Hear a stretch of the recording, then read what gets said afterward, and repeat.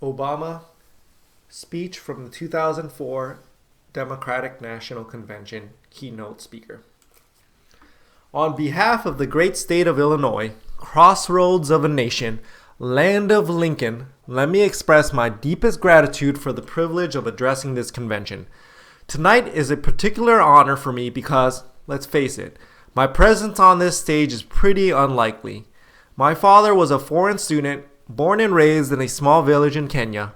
He grew up herding goats, went to school in a tin roof shack. His father, my grandfather, was a cook, a domestic servant to the British. But my grandfather had larger dreams for his son.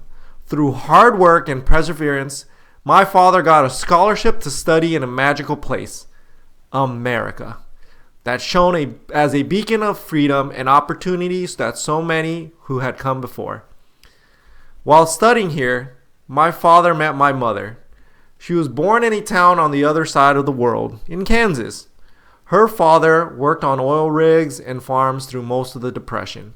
The day after Pearl Harbor, my grandfather signed up for duty, joined Patton's army, marched across Europe. Back home, my grandmother raised the baby and went to work on a bomber assembly line. After the war, they studied on the GI Bill, bought a house through FHA, and later moved west all the way to Hawaii in search of opportunity. And they too had big dreams for their daughter, a common dream born of two continents. My parents shared not only an improbable love, they shared an abiding faith in the possibilities of this nation. They would give me an African name, Barack, or blessed, believing that in a tolerant America, your name is no barrier to success. They imagined me going to the best schools in the land, even though they weren't rich. Because in a generous America, you don't have to be rich to achieve your potential. They are both passed away now, and yet I know that on this night, they will look down on me with great pride. They stand here, and I stand here today, grateful for the diversity of my heritage, aware that my parents' dreams live on in my two precious daughters. I stand here knowing that my story is part of a larger American story, that I owe a debt to all those who come before me, and that in no other country on earth is my story even possible. Tonight, we gather to affirm the greatness of our nation, not because of the height of our skyscrapers, or the power of our military, or the size of our economy. Our pride is based on the very simple premise summed up in a declaration made over 200 years ago. We hold these truths to be self-evident, that all men are created equal, that they are endowed by their Creator with certain unalienable rights, that among these are life, liberty, and the pursuit of happiness. That is the true genius of America. A faith in simple dreams, an insistence on small miracles, that we can tuck in our children at night and know that they are fed and clothed and safe from harm, that we can say what we think, write what we think, without hearing a sudden knock on the door, that we can have an idea and start our own business without paying a bribe, that we can participate in the political process without fear of retribution, and that our votes will be counted, at least most of the time. This year, in this election, we are called to affirm our values and our commitments, to hold them against a hard reality and see how we're measuring up to the legacy of our forebears and the promise of future generations. And fellow Americans, Democrats, Republicans, Independents, I say to you tonight, we have more work to do. More work to do for the workers I met in Galesburg, Illinois, who are losing their union jobs at the Maytag plant that's moving to Mexico. And now we having to compete with their own children for jobs that pay $7 an hour. More to do for the father that I met who was losing his job and choking back the tears, wondering how he would pay $4,500 a month for the drugs his son needs without the health benefits that he counted on. More to do for the young woman in East St. Louis and thousands more like her who has the grades, has the drives, has the will, but doesn't have the money to go to college. Now, don't get me wrong. The people I meet in small towns and big cities, in diners and office parks, they don't expect government to solve all their problems. They know they have to work hard to get ahead, and they want to. Go into the collar counties around Chicago, and people will tell you they don't want their tax money wasted by a welfare agency or by the Pentagon. Go into any inner city neighborhood, and folks will tell you that government alone can't teach our kids to learn. They know their parents have to teach, that children can't achieve unless we raise their expectations, turn off the television sets, and eradicate the slander that says a black youth with a book is acting white. They know those things. People don't expect government to solve all their problems, but they sense deep in their bones that with just a slight change in priorities, we can make sure that every child in America has a decent shot at life, and that the doors of opportunity remain open to all. They know we can do better, and they want that choice. In this election, we offer that choice. Our party has chosen a man to lead us who embodies the best this country has to offer, and that man is John Kerry. John Kerry understands the ideals of community, faith, and service because they've defined his life.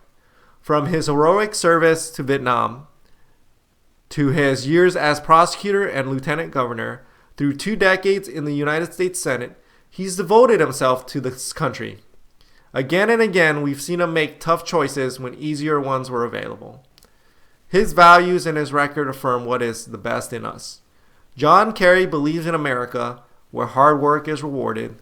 So instead of offering tax breaks to companies shipping jobs overseas, he offers them to companies creating jobs here at home. John Kerry believes in an America where all Americans can afford the same health coverage our politicians in Washington have for themselves.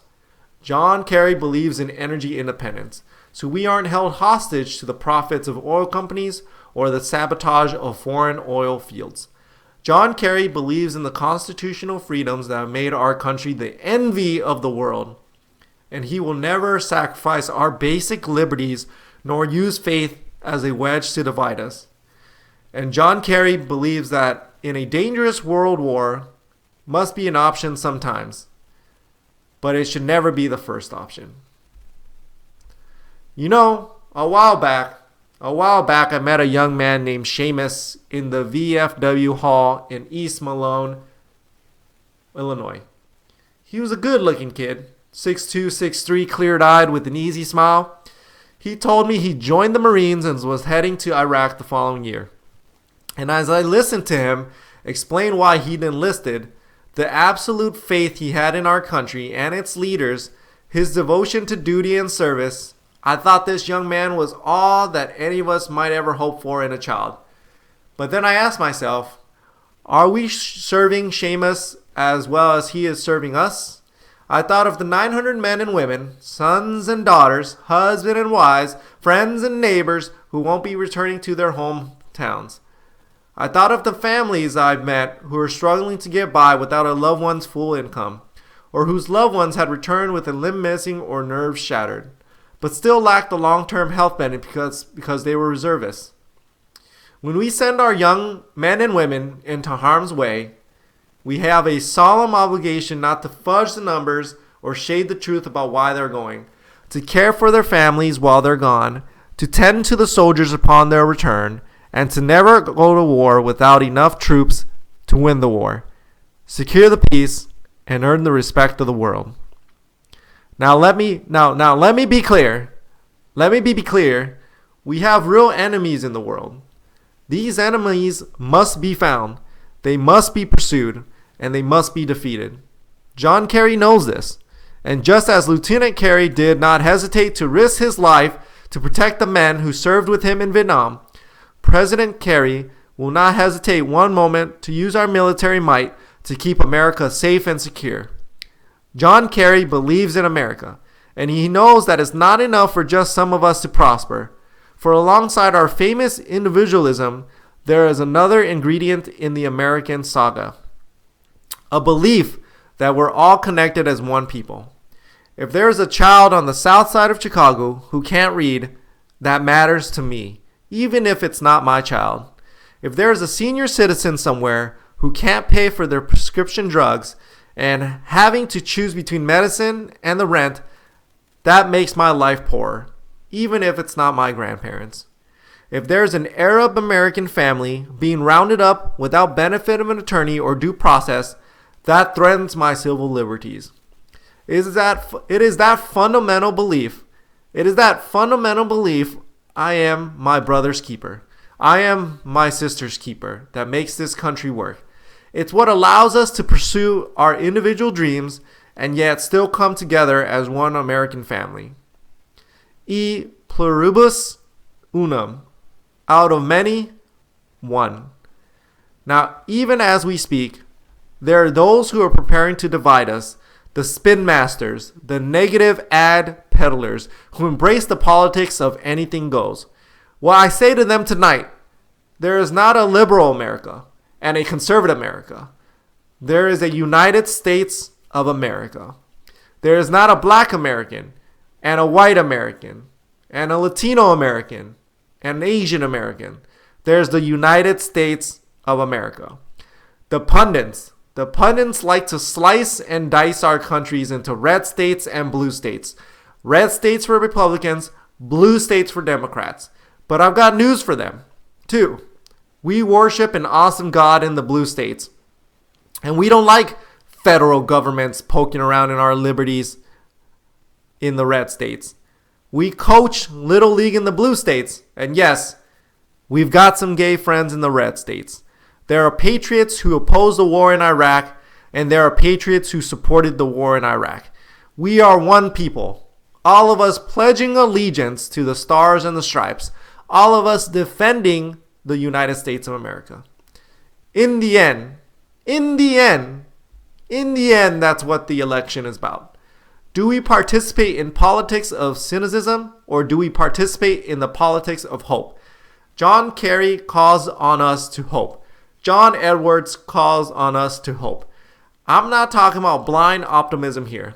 The almost willful ignorance that thinks unemployment will go away if we don't think about it, or that the healthcare crisis will solve itself if we just ignore it. That's not what I'm talking about. I'm talking about something more substantial. It's the hopes of slaves sitting around a fire singing freedom songs. The hope of immigrants sitting out for distant shores. The hope of the young naval lieutenant bravely patrolling the Mekong Delta. The hope of the mill worker's son who dares to defy the odds. The hope of a skinny kid with a funny name who believes that America has a place for him too. Hope. Hope in the face of difficulty. Hope in the face of uncertainty. The audacity of hope.